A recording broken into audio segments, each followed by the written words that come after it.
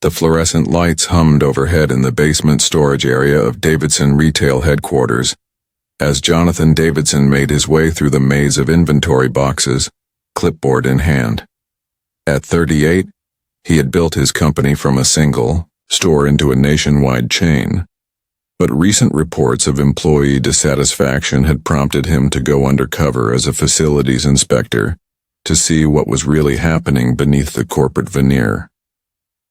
He had been conducting these surprise visits for 2 weeks, posing as a contractor evaluating building systems.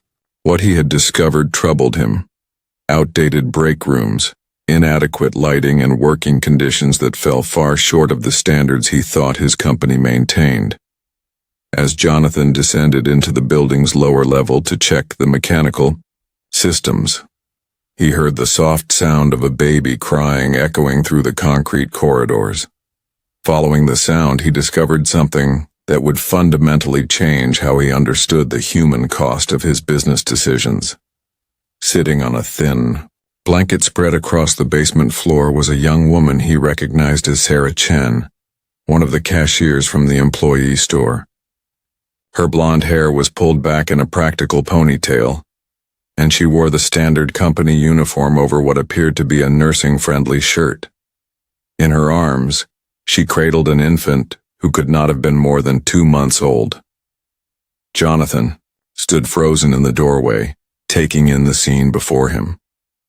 Around Sarah were scattered the contents of what appeared to be her lunch: an unopened sandwich, a bottle of water, and a small jar of baby food. It was clear that she had given up her mealtime to care for her child in this cold, unwelcoming space. "Excuse me," Jonathan said gently, stepping forward. "Is everything all right?" Sarah looked up with a mixture of surprise and fear, immediately moving to gather her belongings. "I am so sorry. I know employees are not supposed to have family members in the building. I can explain."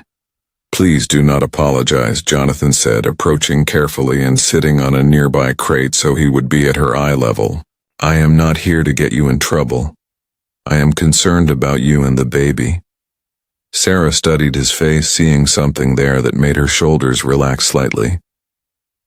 "My babysitter called in sick this morning, and I could not afford to miss another day of work. I have already used all my personal days, and my supervisor made it clear that my job was at risk if I called out again." Jonathan felt something twist in his chest as he processed the desperation in her voice. "How long have you been bringing the baby to work?" "This is the first time," Sarah said quickly. "I know it was wrong, but I have nowhere else to go. My mother lives 3 states away, and I do not have anyone else who can help." Jonathan looked at the infant sleeping peacefully in her mother's arms despite the harsh industrial surroundings. "What is your baby's name?" "Emma," Sarah replied, her voice softening as she looked down at her daughter. "She is 8 weeks old. I came back to work as soon as my maternity leave ended because I need this job." "Maternity leave?" Jonathan asked, though he suspected he already knew the answer. "Unpaid leave," Sarah clarified. "The company policy is 6 weeks unpaid for part-time employees. I used up all my savings during that time, and now I am behind on rent and utilities."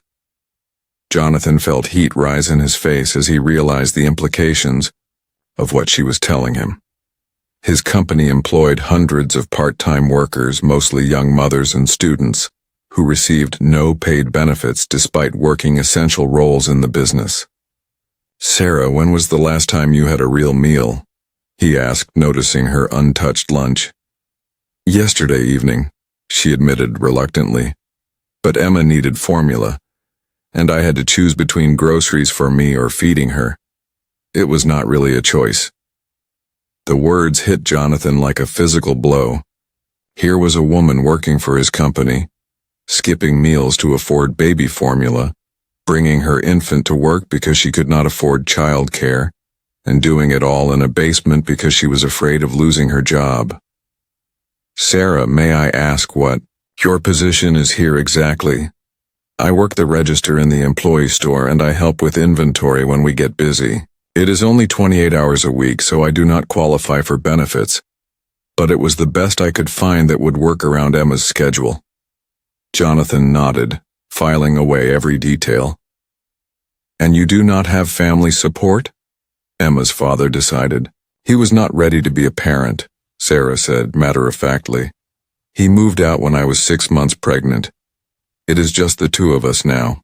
Jonathan looked at this young mother, feeding her baby in a concrete basement because she had no other options, and felt his entire perspective on business success shift. All the profit reports and efficiency metrics in the world meant nothing if his employees were struggling to meet their basic needs. Sarah, I need to step away for a few minutes, Jonathan said, standing.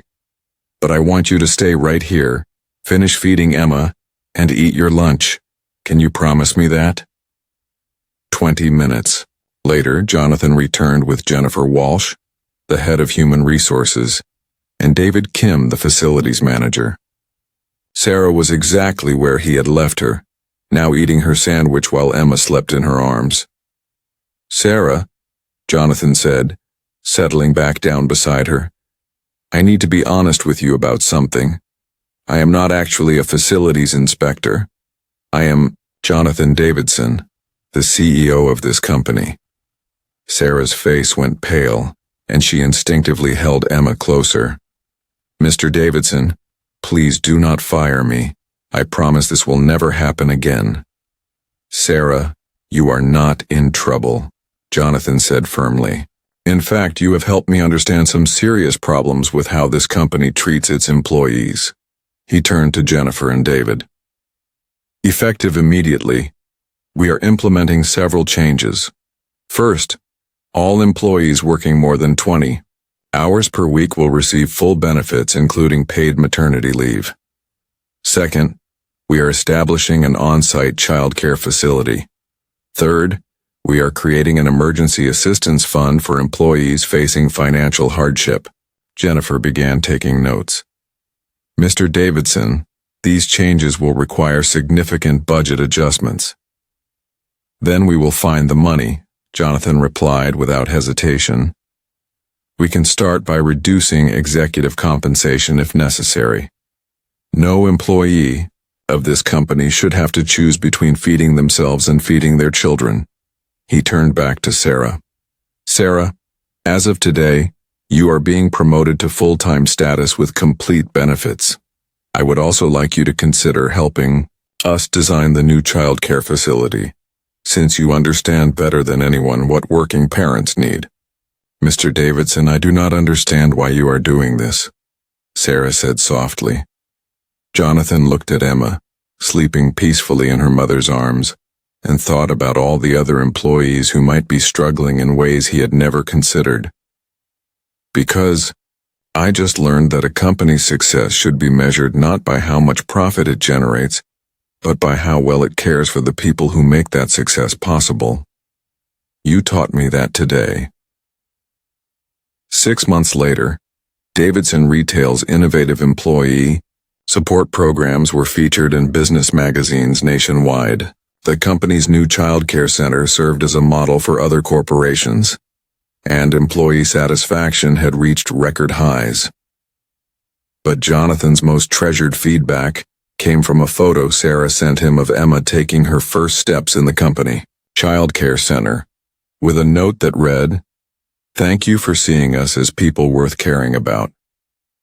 Sometimes the most important business lessons come not from boardrooms or profit reports, but from basement floors where dedicated employees demonstrate the kind of sacrifice and determination that makes true success possible.